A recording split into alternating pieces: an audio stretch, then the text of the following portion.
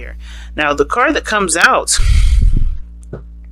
well, to be honest with you, there's a lot of cards. Similar to Aries that came out, and I accidentally did Aries first. But the Aries are going to have their reading last. But, since it's your birthday, you guys get your reading first. But just similar to Aries, they had a bunch of cards come out, but the very main card that they needed to know was the King of Cups. Well, not the King of Cups, but the card that came out at the top of a plethora of cards. So, but the card that you need to know, or the card that tells us what you need to know from this reading, is the King of Cups. Being more emotionally open, okay, or controlling one's emotions, and understanding when to control your emotions. That's what I'm kind of getting the sense of.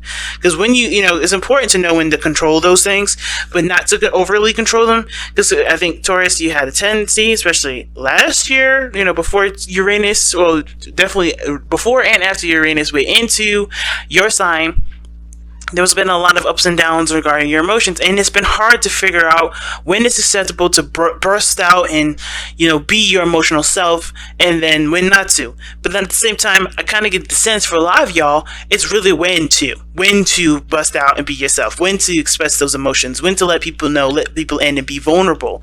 And when is being vulnerable a sign of strength and not weakness? It's always a sign of strength, in my opinion. It's never a sign of weakness. However, when it's, of course, when it is used in a way that disempowers you and it's not necessarily the the appropriate time, like say for someone that's mourning or something like that. When you start bursting your emotions out in a very self-righteous way, and it's not really in the place of someone else's, then is it really a powerful moment for you and the other person, or is it disempowering and taking away from the situation? You know what I'm saying? So of course, right, understanding the balance and the need of when to express yourself. And you got 7 of Wands coming out of this, that's telling me that says a lot. Says a lot to me. Not taking shit, but mostly not allowing yourself to be, abused in a very emotional way. Because you guys may be ignoring your emotions or trying to hold those things down, but there's some times where your emotions will help you stand up for yourself. So let's go ahead and see. All right, so what you guys need to know is King of Cups, rather. Why is the King of Cups coming up for this? Why do they need to know the King of Cups? Gosh, you guys got a lot of cards coming out, but you guys have 2: the 10 of Cups and the Ace of Wands. I have a new passion for what for desired happiness. For either a family, for some of you guys. Maybe you guys want to start having kids. Maybe you guys want to have, start rebuilding a family relationship. Sometimes it may not be a family relationship. Sometimes it is rekindling a flame with somebody that you already had a relationship with, right? Something that was at an end, right? Something that was like, okay, emotionally concluded in that moment. But there's also a refire of your hearts and emotions, okay? So being emotionally vulnerable like this is because there's something that's opened up in your life that requires you to be emotionally available, not shut down. Okay, so okay, all right, that's cool. Okay, let's see what's going on in your love life specifically. Oh well, let's see. Actually, why is the King of Cups? What are they trying to get from being the King of Cups? What are you guys trying to get from being the King of Cups? What will benefit from you guys being the King of Cups here?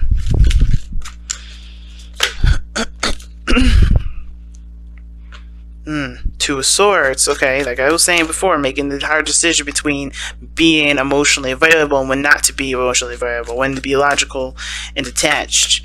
Okay, why is the Two of Swords coming up though? Give us a little more information. What is the decision that they need to make? What decision is it that they need to feel like they need to make? Oh, I had a feeling that was going to come up. Yep. And the 5 of Coins coming out like this. Dudes. Okay. Y'all need to figure out when it's appropriate to be emotional, when not to be emotional, when it comes to making a decision about what you need to be leaving behind that doesn't work for you. I think you guys have been struggling with something for a long time. Maybe it was building a relationship with somebody, or maybe it was that you guys have been struggling with a certain situation that hasn't been paying off. Meaning, like, it hasn't necessarily been giving you what you've been needing, right? It's recognizing what's serving you, what isn't. So that way you can start making the necessary steps to start building towards what does make you happy and what does give you something back. Because the 5 of Pentacles, it's not a bad card. Sometimes it's like you need to struggle because there's a certain period in time or a certain area in your life where there's nothing to do but struggle. And it's, struggling isn't necessarily a bad thing. It builds us our strength. It thickens our skin. It improves the situation that was already in a pretty shitty place, right? And there's, like I said, that because of that, right? Because of what struggling does, it's not a bad thing. However, sometimes with situations, it just doesn't get better. And considering with the Eight of Cups be coming up before the Five of Coins, it tells me that you've been in a situation long enough to know something's not going to get better. So what steps do you need to take? The difficult decision to make that's coming up here has to do with making going in a direction that may not be ideal for everybody in the situation, but it's ideal for you. And it represents a struggle, and it does represent a struggle because this does have a lot to do with your happiness, what you want. You get what I'm saying? So it's hard because I think a lot of you guys attribute a lot of your, I guess, I don't want to say existence, but a lot of your,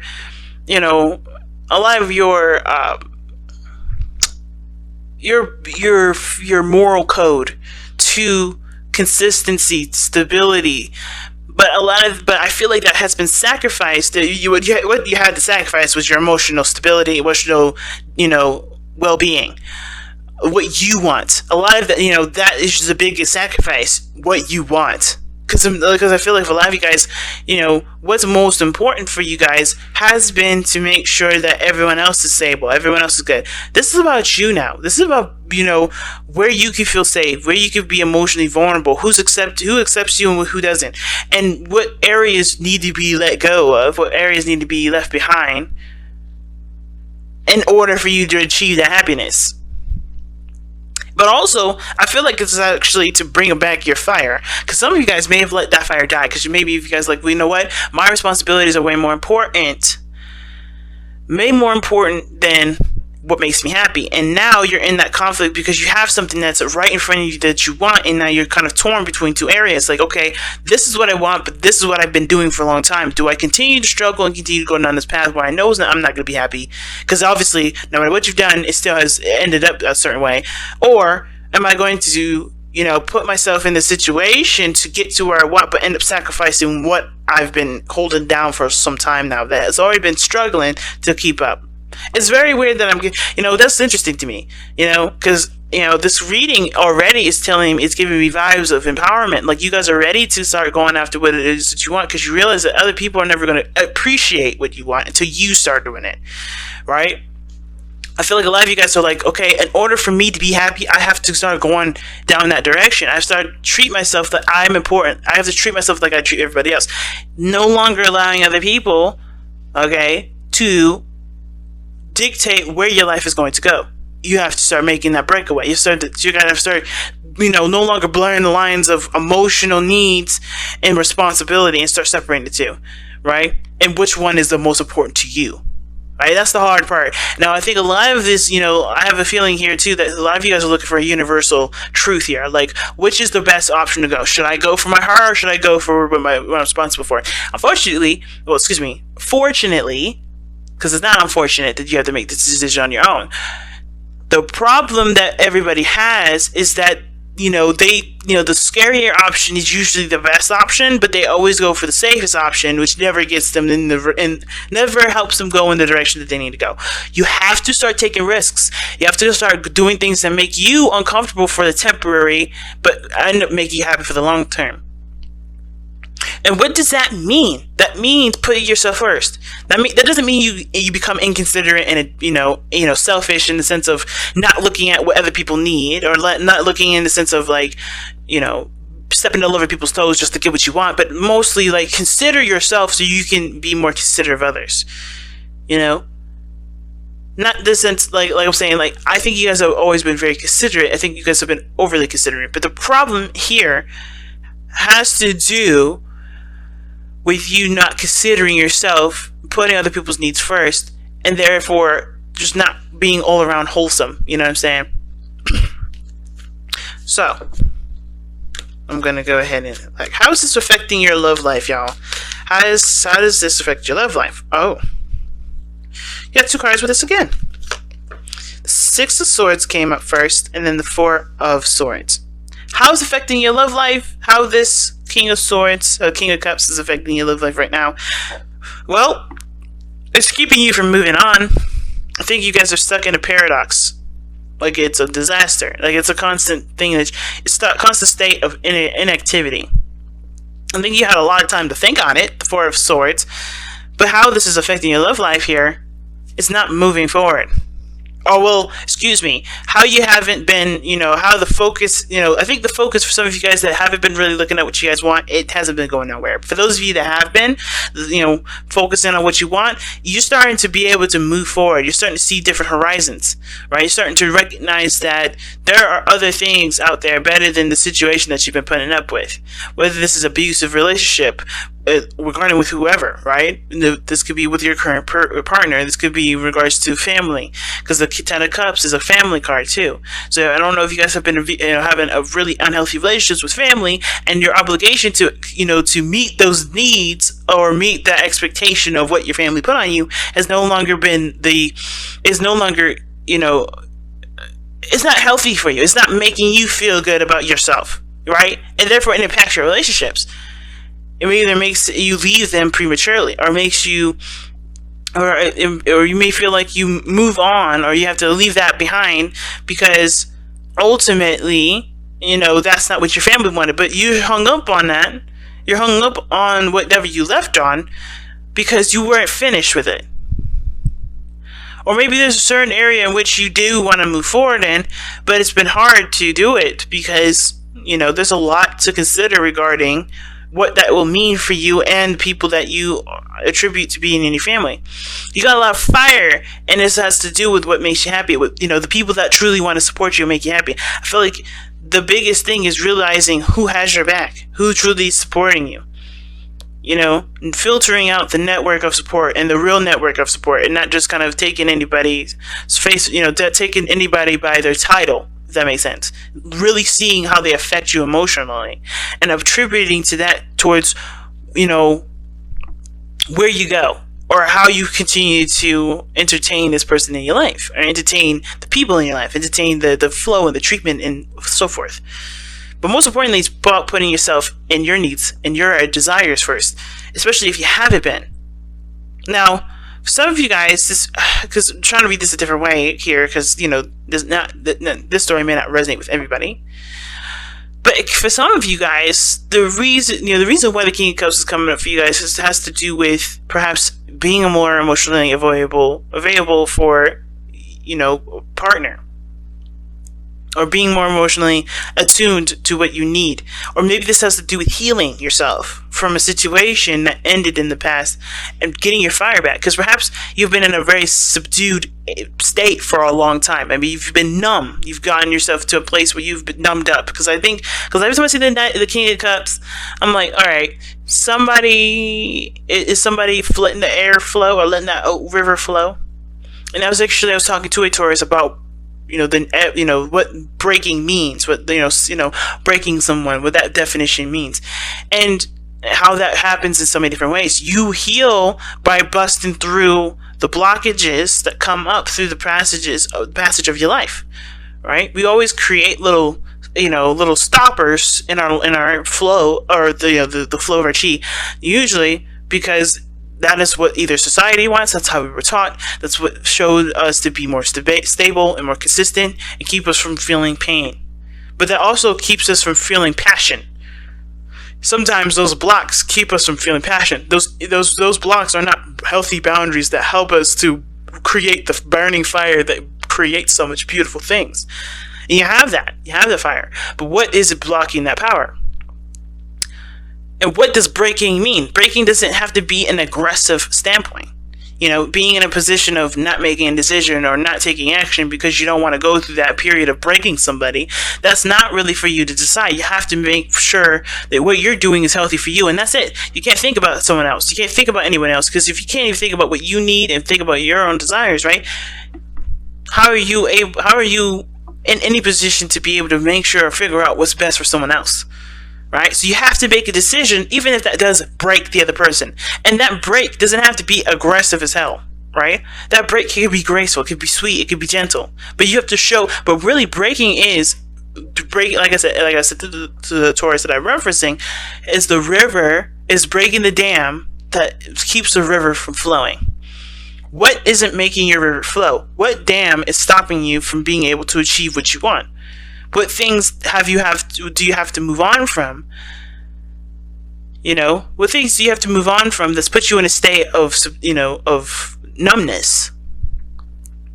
And it could be something that's, difficult to express or difficult to, to go through. Some of you guys, this has to do with, moving on from something that did mean something really astronomical, a part of your life, and it's finding a new meaning. Because I think with the Six of Swords, in my opinion, it's finding a new meaning for life. It's finding a new meaning in who you are. It's no longer letting the past or the old way of living predict or to dictate what will be your drive, will be your force. It's truly now 100% on you. And that's the hard part, because you've always had to either fight with somebody or get to a certain place where you guys can get to some sort of understanding, but it would never happen. Something that was left unresolved, and it has to be left unresolved because that person either is, or that the people are unnegotiable. They can't, nothing, someone that can't be reasoned with, or they're not there to be able to come to that conclusion anymore. And that's the hard part, because if a lot of you guys have had people that have passed, because I know some Taurians and that have lost some people recently, it's going to be hard if you guys have some beef and you guys have never been able to reconcile that. But you have to figure out a way to reconcile that sort of indifference, so that way you can find the fire again, right? And that may be that you don't, come to a conclusion that you guys can stand up two level playing fields with. You may have to just accept that things have just wasn't the way that it could be, in the eyes that you had, in the eyes of success that you had at the time. But it doesn't infringe on the future successes that you have in the future, later on. It doesn't infringe on what you may want now for yourself, because the blockages that you had before are no longer there. And I'm not saying the person that you may have lost was a blockage. I'm saying that whatever you felt was, that you felt contributed to the blockage of being able to have a successful relationship with that person will not be the blockage for the future relationships or the future, areas in your life where, you can have that success. The person was never necessarily the problem. The problem between you and the person was the problem. What was that issue? Identifying it, and sometimes it's big. The biggest thing about this reading is making peace, so that way you can heal and be able to move forward. It's so intricate, this reading. So let me get a little bit of information. Well, let me get the last card here. What's the overall outcome for the reading here? What is the overall outcome for Taurus in this reading, in regards to what they need to know?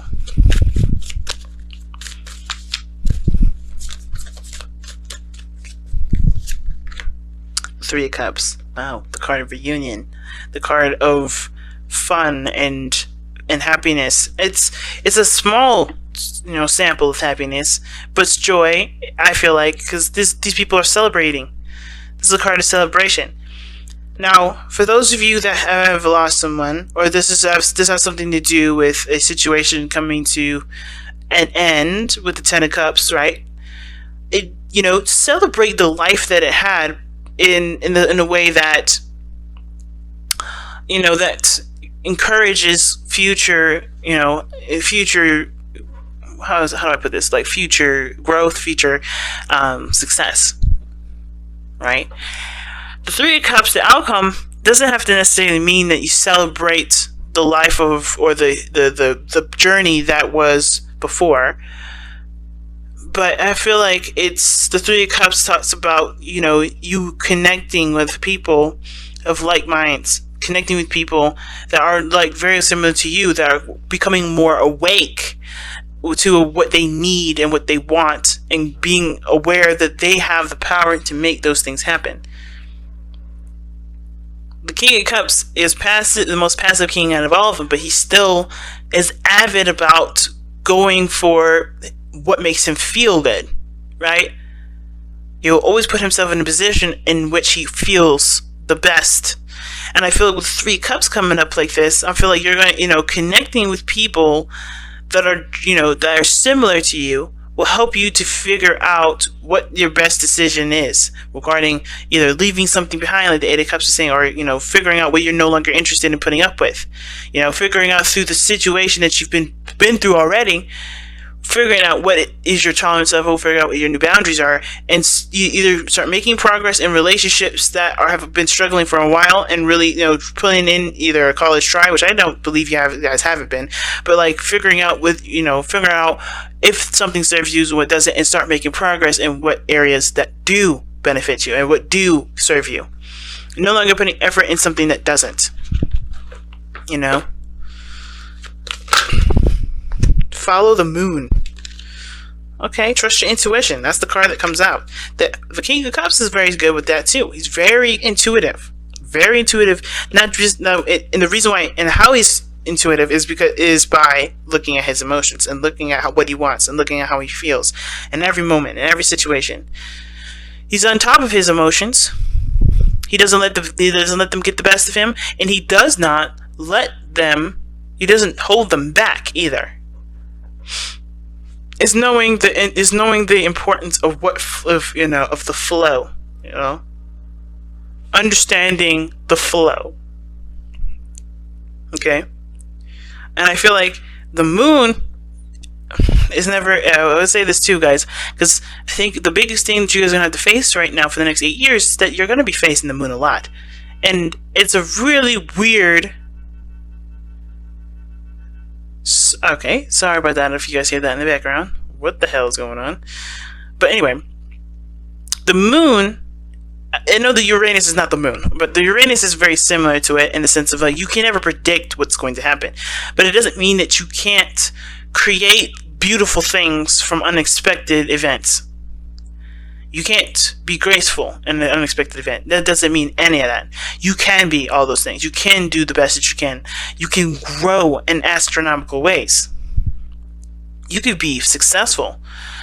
And you don't even, because you took advantage of a situation. You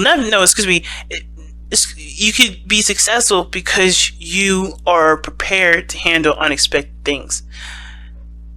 By being more in tune with yourself. By being more in tune with your environment, by putting yourself in a situation that that no matter whatever comes, you can be prepared to handle it in the best way possible because you are in tune to your needs, to your spirituality, to that area that needs the most support. It needs the most patience and the most and the most care, which is your heart. The more you're compassionate with your emotions, and the less you start trying to push it into a box or let it explode in all kinds of different areas, the better the unknown seems to be. Because you're more in the focus on the present, and whatever happens in the present and happens in the now, you can, you'll be more confident in being able to handle versus an unstable area of emotional chaos, right? Because whatever you suppress, whatever you let go crazy, how are you going to know how to handle it properly if you don't focus on centering yourself and focus on what your true needs are versus just kind of saying, no, this emotion isn't needed, or no, I have, or oh my God, this is important to me, or this is something that I have to, kind of explode on. It's a balance of both.